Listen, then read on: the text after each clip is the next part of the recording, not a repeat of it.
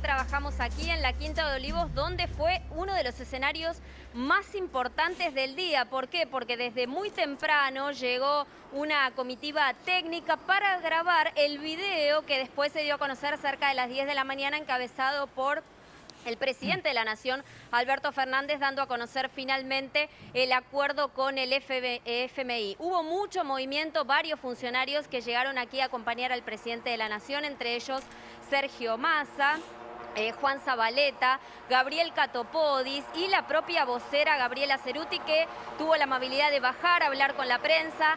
Habló de tranquilidad, de calma, por lo menos en función de este primer pago, de este primer vencimiento que se va a realizar entonces en las próximas horas. Y es un poco lo que se respira aquí. Yo escuchaba recién que les preguntaban a nuestra compañera Carla Ricciotti. Y también aquí hubo mucho movimiento en lo que fue el transcurso de la mañana y hay una gran diferencia, ¿no? Con respecto a lo que son estas horas aquí en la Quinta de Olivos. Así que obviamente fue el lugar y uno de los escenarios entonces más importantes en la jornada del día de hoy. Perfecto, Carola, volvemos con vos en instantes. Hoy tenemos un día cargado de información, por supuesto, clara. Vamos a hablar ahora mismo con Pablo Fernández Blanco, está en la redacción de La Nación, y con Javier Milei. Tenemos muchas preguntas para ambos. Hola, Pablo. Habemos acuerdo, ¿qué significa? Y después, por supuesto, le preguntamos a Milei. ¿Cómo te va? ¿Cómo estás, Hugo? ¿Qué decís, Clara? ¿Cómo Hola, andan? ¿cómo Bueno, están?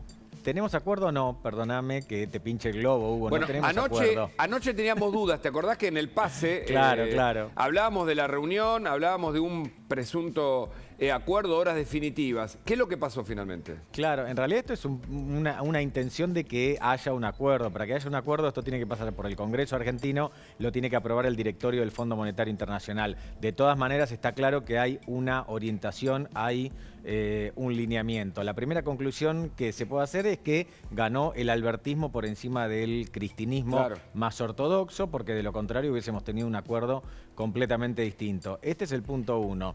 El punto 2, se pone en marcha un plan, un cúmulo de iniciativas para manejar la economía que se basan en parámetros distintos con respecto a lo que teníamos hasta ahora. ¿Sí? Atención con esto, este es un punto importante. Algunos podrán decir, es un programa ortodoxo light, por ejemplo. Bueno, quizás sí, quizás no. Como sea, va a haber, Martín Guzmán dice, va a haber menos emisión monetaria, una palabra que nunca estuvo en el vocabulario del kirchnerismo tradicional, de Axel Kicillof, por ejemplo. Va a haber tasas de interés positivas, esto tampoco, nunca se le había prestado atención a esto. Se van a hacer determinadas cosas para estabilizar algunas variables, o por lo menos para intentar estabilizar tímidamente algunas variables. También esto no estaba en los planes del kirchnerismo tradicional. Todo esto es lo que nos comentó Martín Guzmán esta mañana. Punto aparte. Yo quiero volver un segundito sobre lo que decía Alberto Fernández, algo así como que la historia lo juzgará y juzgará quién trajo el problema y quién lo solucionó. Bueno, podemos discutir quién trajo el problema. Algunos dirán la deuda la contrajo Macri. Los macristas dirán sí, la deuda la contrajo Macri porque el déficit lo heredó de Cristina Kirchner. Ahora, esto no es una solución al problema. Esto es patear el problema para adelante porque hasta donde sabemos no va a cancelar el gobierno de Alberto Fernández la deuda con el Fondo Monetario Internacional, sino que la va a postergar para el próximo gobierno. Y hay una apuesta al cortoplacismo. Permitime que sume a Javier Milei, que está ahí, y lo sumo primero con una alegoría, porque sé que es arquero. Hola, Javier. Guzmán, ¿te pateó al ángulo y fue 1-0 esto? No. Guzmán está 10-0 abajo. Digamos, lo único que he visto es estar 11-0 abajo. A ver, ¿por qué? A ver, y el número no es casual, ¿no? Digamos, si ustedes se fijan en el Mundial del 82, Hungría le hizo a El Salvador 10 goles. O sea que, no es algo que no haya existido. O Barcelona le hizo 9 goles a Boca cuando tenía ese impresentable de arquero que era Hugo Orlando Gatti. Pero, digamos, o sea, como verán, digamos, soy pro Pilió, el pro Chilavert, para que, digamos, saludos a Clara.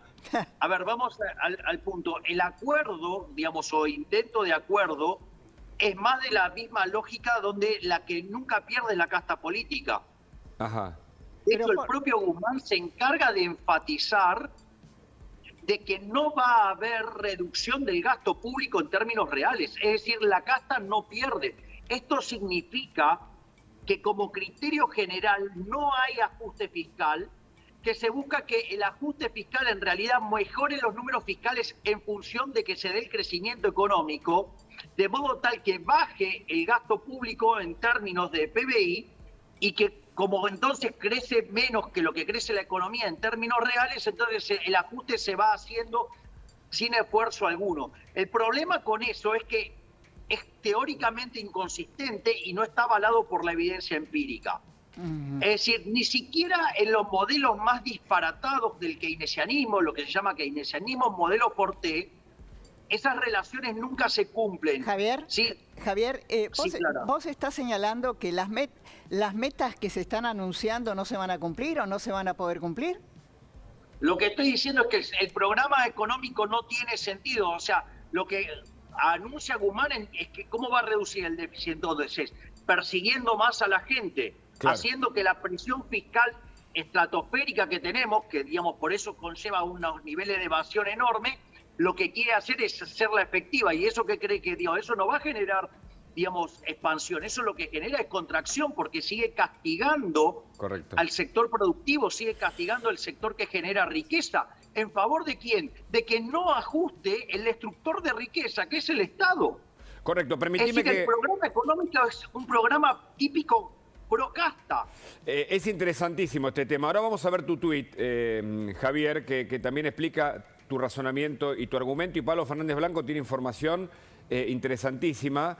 El anuncio del gobierno, del programa de Guzmán está en perfecta línea con la defensa de la casta política. Pretenden que el despelote central de Argentina, el déficit fiscal, se arregle vía crecimiento para que no tenga que haber ajuste en la política, ni siquiera en términos reales. Todo dicho, dice Javier Milei, pero sumo a Fernando Iglesias, está con nosotros y tiene una mirada política. ¿Qué dice la oposición o parte de la oposición sobre este acuerdo? Fernando, buenas tardes, gracias por tu visita. ¿Qué tal? ¿Cómo están? Un gusto de estar acá. Tu primera definición. No, me parece que la observación de Milei es absolutamente pertinente. Acá, dos cosas así, técnicas, más allá de lo general, que me parece que ya se observan. La primera es que habla de una reducción del déficit fiscal de medio punto este año y el siguiente, es decir, mientras gobiernan ellos, y de más de un punto cuando entre el siguiente gobierno en el 2024. Es decir, lo que están haciendo otra vez, armando bombas de tiempo y pasándolas como han hecho históricamente el peronismo, Cristina en el 2015 y Menem en el 99. Pero lo otro es lo que señala Javier, si va a haber una reducción del gasto fiscal, no va a haber reducción del gasto fiscal, van a gastar lo mismo y va a haber una reducción del déficit, ¿de dónde va a salir el resto? Claramente va a salir de impuestos.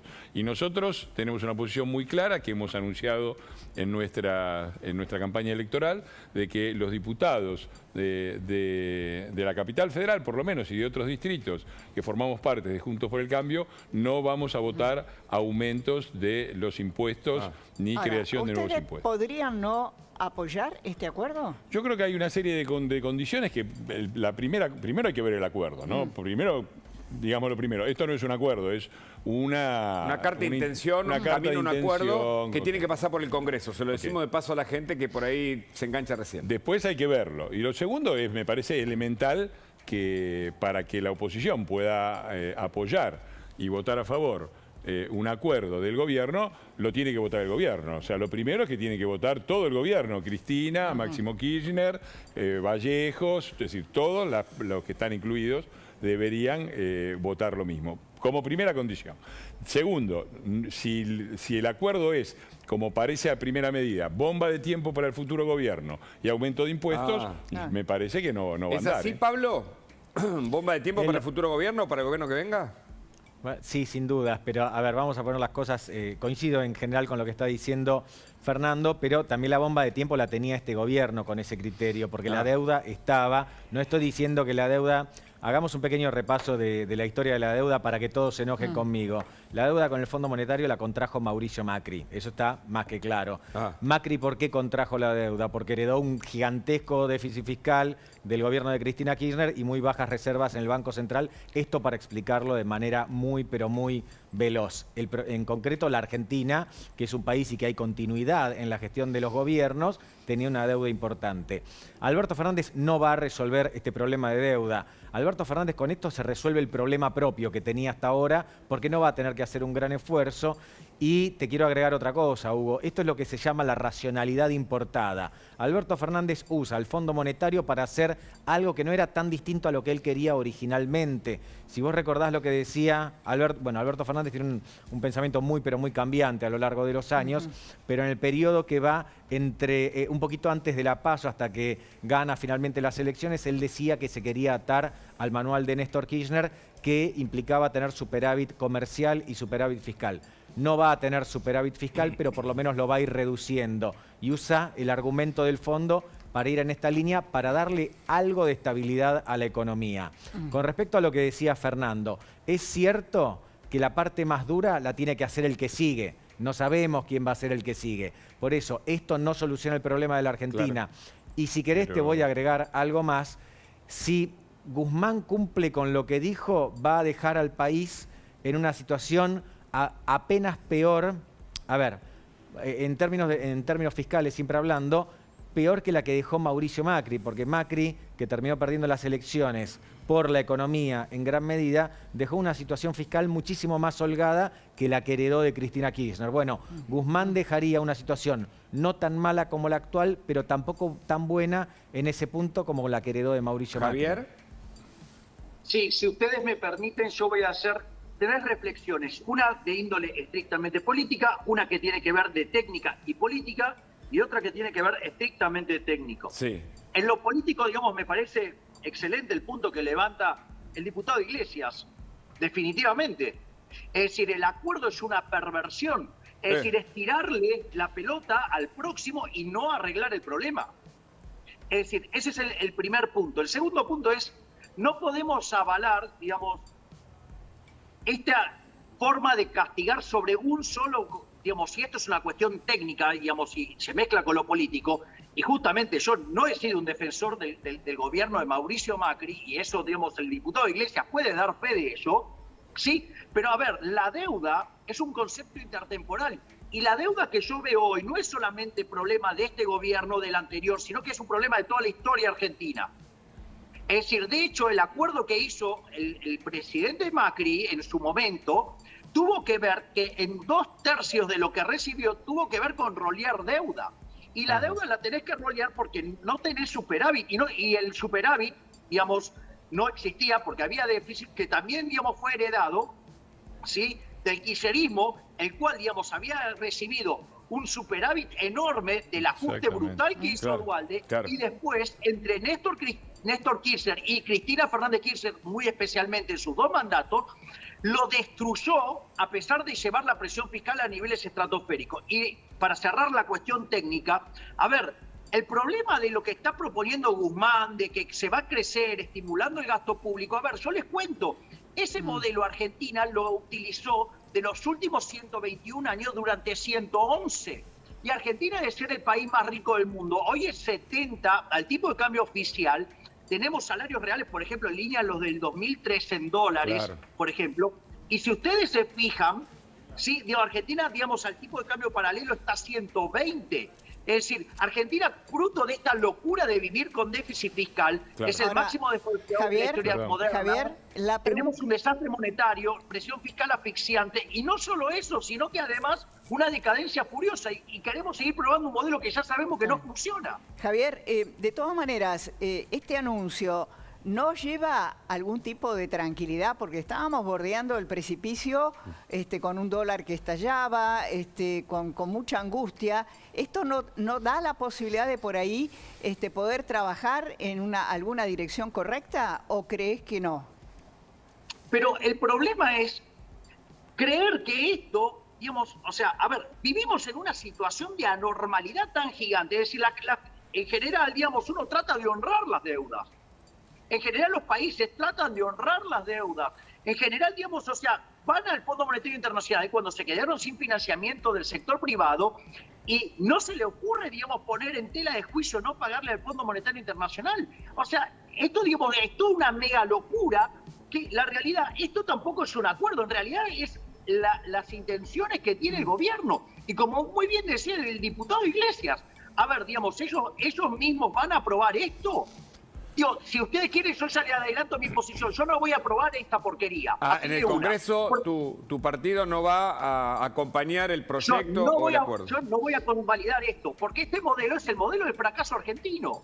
Este modelo es el modelo que dice que la casta no ajusta nunca. Es decir, ¿qué quiere? ¿De vuelta a trasladar al sector privado? Digamos, o sea, lo va a dinamitar. Es decir, aparte es ofensivo, salen a hablar de crecimiento. Esto se llama recuperación cíclica, se llama rebote, y si quieren, digamos, llamarlo de una manera un poco más fuerte, sí, le decimos vulgarmente el rebote, el gato muerto. Claro. Rubén Rabanal está con nosotros, lo queremos sumar. Rubén, el gobierno habló de crecimiento económico. Vamos a conversar con todos. Está Fernando Iglesias también acá en el piso. Está Pablo Fernández Blanco con la gentileza de siempre dándonos su visión política y económica. Javier Meleca, que ustedes ven. Sumamos a Rubén. Rubén, ¿hubo crecimiento económico, como el gobierno está diciendo, y que esto es parte de la posibilidad del acuerdo? A ver, bueno, la verdad que lo que está sucediendo es lo que acaba de describir Javier. Con los números de noviembre, que son los que se conocieron esta semana, vos lo que estás teniendo es la consolidación de esta idea que el gobierno viene diciendo, es que puede llegar a decirte que recuperó 10 puntos durante el año pasado. Ahora, es el rebote de una situación prácticamente de haber cerrado la economía. Claro. Si vos te fijás, y esto Pablo lo habló en varias ocasiones, si vos te fijás lo que vino pasando, esa curva de recuperación, la mirás y la sectorizás en los últimos 3 meses, te vas a dar cuenta que algo pasa, que la falta de dólares se empezó a notar, porque esa curva que si bien como dice Javier, contra el cierre total, sigue dando positiva, empieza a dar vuelta y empieza a bajar. Es decir, faltan dólares, no hay importaciones para insumos, no hay certezas de la economía. Entonces, esa aceleración que el gobierno muestra, le da para mostrar el año entero. Si dividiera por mes ya no le está dando el mismo número. Pablo, Mansur habló de crecimiento económico. Lo escuché allí sentado holgadamente frente al ministro Guzmán. No hay crecimiento, entonces, es la ilusión de haber salido de este cierre de la economía que describe Rubén. No, en eso estoy de acuerdo totalmente con Rubén, con Milei, y creo que el gobierno también está de acuerdo. Lo que pasa es que te la vende cambiada por la que la necesidad política implica decir, bueno, estamos creciendo. Yo cuando escucho a Alberto Fernández o a Martín Guzmán decir estamos creciendo de manera decidida y sostenidamente, no, eso es mentira. Eso vos ves las estadísticas y hay crecimientos dispares en los distintos sectores de la economía. Qué sé yo, anda a preguntarle, por ejemplo, al rubro de teatros, entretenimientos, cuánto está creciendo. Claro, están recuperando de a poquito lo que perdieron. Claro, algunos sí y otros ni siquiera recuperan, porque además hay un montón de empresas menos en la Argentina. Vamos a poder decir si hay crecimiento o no en algún tiempo, si es que efectivamente hay crecimiento. Acá está el gran verso de Joseph Stiglitz, que tuvo que pedir disculpas por esto. Vos sabés que vos podés mentir muy fácilmente con la estadística. Yo puedo agarrar el periodo que yo quiera y prácticamente los números dicen lo que yo quiero, por eso hay comparaciones que son interanuales. Y otra cosa más, terminemos con esto de el gobierno te compara todo contra 2019. 2019 fue el peor año de la gestión de Mauricio Macri, obviamente así entregó el poder, hay que evaluarlo por eso, pero ¿por qué no comparan contra 2017, que fue el mejor año de la economía desde 2011 hasta ahora? Porque ahí todos los números le dan negativos al gobierno. O sea, terminemos con este verso del crecimiento porque confundimos a la gente. Javier. Bueno, a ver, es lo que está diciendo Pablo correctamente. A ver, cuando nosotros tomamos el PBI per cápita hoy, está 14% debajo del que teníamos en el 2011. Listo, ya está. Se terminó. Basta, no hay más nada que discutir. El PBI per cápita está en línea con el que teníamos en el 74. La productividad de Argentina está en línea con lo que teníamos en la década del 50. Desde la década del 50 para acá, la mitad del tiempo hemos vivido en recesión con crisis como consecuencia del descalabro fiscal. Y justamente lo que no quieren hacer es poner las cuentas fiscales en orden, tocando el gasto público, que es lo que hay que hacer. Correcto. Pero este gobierno sigue apostando a un modelo que fracasó recurrentemente. Y es más, o sea, si ustedes me permiten, quiero hacer algunas menciones de las inconsistencias de lo que dice este hombre. A ver, por ejemplo, si el riesgo país en Argentina, la punta corta oscila entre 2.000 y 2.500 puntos básicos y la inflación fue del 50% y se espera que por lo menos sea igual o más alta, esto significa que la tasa de arbitraje en Argentina debería estar cerca del 90%. ¿Ustedes ven al Banco Central llevar la tasa del 40 al 90? Porque él dijo, bueno, porque no es solamente una cuestión de que sea mayor a 50% o digamos lo que se está esperando de inflación, ejemplo, si los analistas esperaran 60, la tasa de interés tendría que estar en el orden del 70. Ok, entre el rango del 70 al 90, digamos, ¿alguien ve que el Banco Central va a hacer eso? No. No lo va a hacer. Y además repite cosas que demuestra que Guzmán está muy mal de teoría económica, adhiere a todo lo malo. Fíjense que en un momento él dice, no, bueno, lo que pasa es que cuando nosotros crecemos, las exportaciones no crecen tanto y como la actividad hace subir las importaciones, de eso deriva en un problema del sector externo. Digo, habría que explicarle al señor Guzmán que hay algo que se llama precios y que si vos tenés oferta y demanda, digamos, o sea, determinás un precio y si vos no tenés restricciones, no tenés faltante, digamos, de divisas porque se limpia en el mercado de cambio. Claro, entonces, ¿qué es lo que dice? Va a seguir con las regulaciones. Entonces, ¿cómo vamos a crecer si vivimos atosigando el mercado con regulaciones que genera un exceso de demanda de divisas y que el exceso de oferta en el resto de la economía la vive estancando? Correcto. Entonces, esperamos un segundito, Javier, que tenemos una información urgente. Fernando Iglesias quiere responder, seguramente Pablo Fernández Blanco tiene algo para decir, pero la información primero, por favor.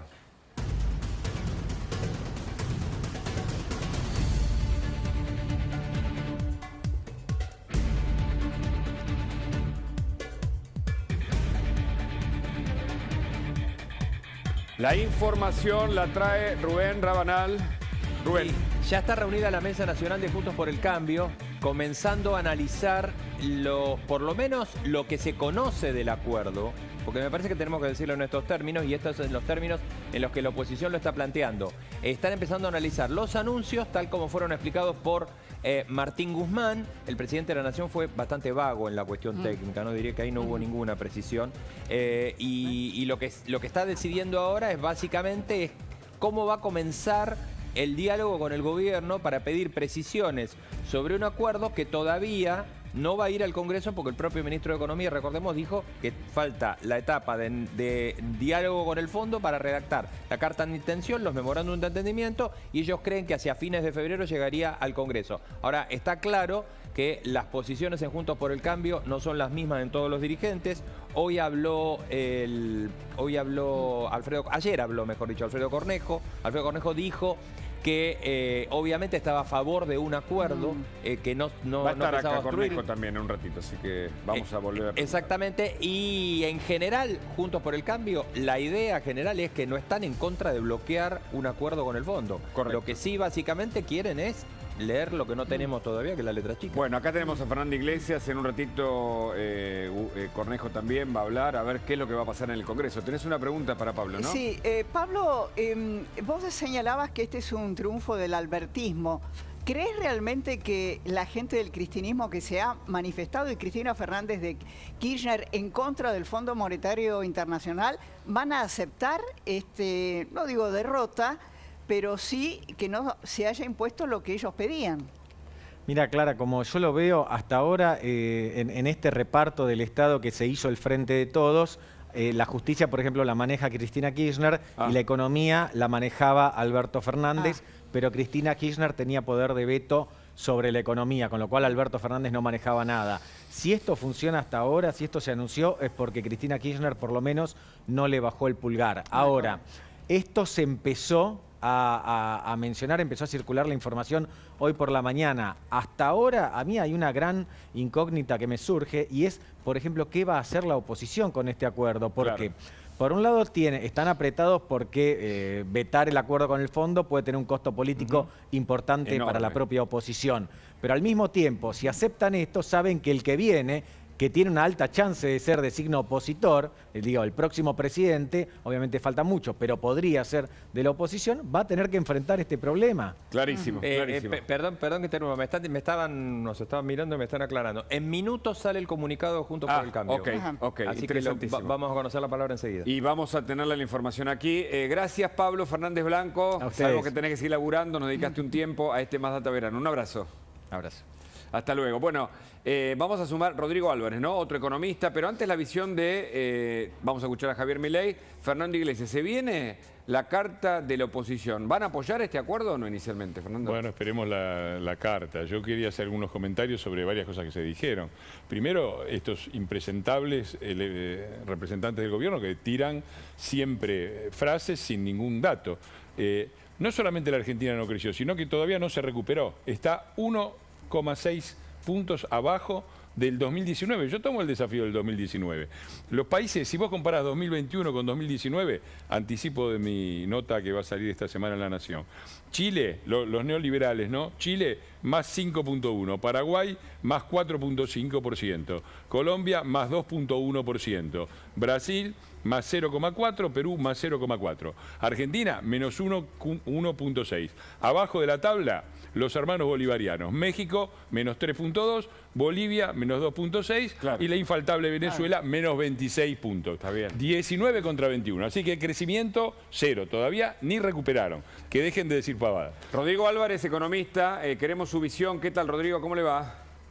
¿Qué tal? Buenas tardes. Bueno, ¿Cómo está? ¿qué significa esta carta de intención o este acuerdo que es mencionado por el gobierno? Si se quiere, el dato positivo, el único o el más relevante, es que despeja las dudas de un default, algo que venía preocupando mucho a los mercados. Creo que hay dos dimensiones muy importantes para analizar. Una es la política respecto de la trayectoria del ajuste, lo que se entiende, o por los números que trascendieron, 1/3 del ajuste corresponde al mandato que le queda de Alberto Fernández, 2/3 del ajuste para la nueva gestión. Me parece que eso es un punto que obviamente va a generar conflicto y es lo que venimos escuchando. La segunda dimensión tiene que ver con, y es otra cuestión que le preocupa y mucho a los mercados, es cómo se van a acumular reservas y cómo se van a cancelar los vencimientos, porque hasta ahora lo que vemos es que es un acuerdo corto que claramente no despeja las dudas respecto de cómo va a ser la Argentina para normalizar la situación con los acreedores, y seguramente la próxima administración también va a tener que, si el acuerdo con el fondo no se cierra, digamos, o no pueden cerrar un buen acuerdo con el fondo, la próxima administración también va a tener que renegociar la deuda con el sector privado nuevamente. Entonces, correcto, digo, para la próxima administración le quedan dos temas centrales: el ajuste o gran parte del ajuste, y obviamente normalizar la situación de pago, porque acá no hay nada, ninguna información respecto de cómo el gobierno o cómo esta administración va a hacer para acumular reservas. Correcto. Escuchamos a Guzmán hablando justamente del ajuste, que es un acuerdo sin ajuste. Javier Milei seguramente le va a responder. A ver, escuchamos. Se logró que la Argentina pueda llegar a un acuerdo de políticas con el Fondo Monetario Internacional sin que haya políticas de ajuste.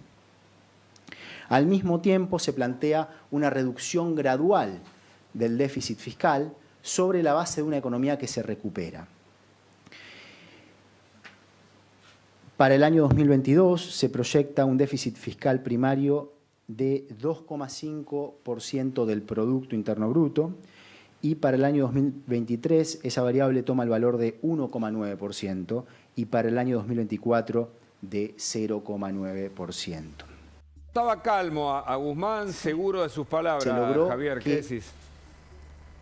Sí, bueno, puede tener... si ustedes miran el video de hay un terrorista, digamos, en YouTube, digamos, también está muy tranquilo y está anunciando cosas verdaderamente aberrantes. El problema son las inconsistencias teóricas.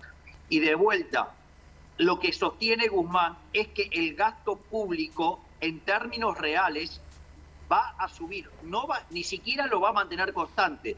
Esto significa que la apuesta que está haciendo es que la economía se va a expandir tanto que el ajuste lo va a tener naturalmente, porque es como que decir, bueno, la relación deuda-producto cae porque sube el PBI. Claro. Entonces de repente eso genera una brutal apreciación cambiaria, entonces parece que la relación deuda-productos se cayó. Miren la relación deuda-productos si la toman al tipo de cambio oficial y al paralelo. Entonces, evidentemente, lo que está haciendo es jugar con la aritmética. Pero entonces la pregunta es, ¿cómo vamos a crecer? Yo le voy a decir algo, crecer se crece acumulando capital físico, acumulando factor trabajo y mejor aún todavía en su forma de capital humano y tecnología. Todas esas cosas brillan por su ausencia. Es decir, lo que acá están mostrando como crecimiento es que había una máquina parada, le pasaron un plumero y la pusieron a funcionar, pero eso no es crecimiento. Porque si yo no pongo más máquinas, no doy más empleo y no produzco más. Y si yo lo único que voy a hacer es seguir estimulando la demanda, lo único que voy a hacer es generar un desastre de precios. Entonces, lo que quiero señalar es que es inconsistente la propuesta. Esta propuesta de mejorar los números porque la economía va a crecer, y lo voy a plantear como un problema de estímulo de la demanda. Es una inconsistencia furiosa porque el crecimiento de la economía tiene que ver con la expansión de la oferta. Javier, la pregunta sería, para vos entonces, ¿este anuncio de este entendimiento no va a mejorar en lo inmediato o a medio plazo la situación económica de la Argentina? Lo que va, a ver, el problema es, digamos, es como decir, bueno, voy a comparar a Drácula contra toda la Legión del Mal. Antes lo comparaste con terrorista, ahora con Drácula. No. Y el ala dura del gobierno es la Legión del Mal. Digamos, donde Drácula es uno de ellos nada más. Poco de humor, no está mal, no está mal. Y entonces... Y bueno, digamos, ¿qué quiere que le diga? Digamos, es entre una situación que es brutalmente calamitosa y una que es desastrosa y mala. Ajá. Iglesias, ¿qué pasa políticamente? Por favor, No, a mí me parece... Perdón, diputado Iglesias. A ver, pongamos en caja esto. Estamos discutiendo si le pagábamos o no al fondo. Y yo me hago una pregunta. Si iban a hacer esto, para hacer esto, ¿necesitaban tanto tiempo? O, digamos, no quiero empezar a pensar mal, que estuvieron además generando una situación complicada en el mercado de bonos con todo esto para que alguien se haga alguna diferencia, porque miren lo que está pasando con el riesgo país. Bueno, no sería la primera vez, Fernando. No, está claro. La inconsistencia, yo le quiero decir que esto es una cosa que indigna, ¿no? Porque lo que señala Milei es perfecto, es exacto. Dice, acá el tema es cuando el discurso predomina sobre los hechos. Y lo que quería el presidente es decir, ellos crearon un problema, nosotros lo solucionamos. ¿En serio? Hagamos un brevísimo repaso. La deuda en 2015, la deuda que tenía Cristina Kirchner, ¿era pagable? Porque ellos dicen, era pagable, pero nos dejaron el país en default. ¿Por qué no la pagaron? Si estábamos en default. Nosotros tuvimos que levantar el default. Ahora en el 2019 dicen, no, la deuda que nos dejó Macri es impagable, pero la pagamos. Este es el nivel de locura discursiva en la que nos mete este gobierno. Una deuda pagable que ellos no pagaron y los mismos que no pagaron una deuda pagable ahora pagan un impagable. Todo este es un nivel de locura absoluta que viene convalidado. Yo me voy a pelear un poquito con Pablo Fernández Blanco, a quien aprecio muchísimo, pero me parece que decir esta deuda la contrajo Macri es hacerle el juego a lo que está diciendo. No, él hizo una descripción, además no está Pablo, pero él hizo una descripción de lo que se dice en uno y dicen en otro. Pero está mal, no es cierto. Primero, la deuda la genera el déficit fiscal. Ellos recibieron el gobierno con 4% de superávit y nos dejaron un déficit primario de 5 puntos y un déficit fiscal total de 7 puntos. Y ese fue la generación de la deuda. Nosotros a ellos, la tierra arrasada de la que tanto se lamentaban, era 0,5% de déficit primario. Así que, primera responsable de la generación del déficit y de la deuda, el peronismo. Segundo punto, nosotros, si vos tomás la deuda en el momento que entra en los fondos del ellos además nos dejaron, y esto lo analiza muy bien Prat Gay, y lo dijo el otro día también Martín Tetaz,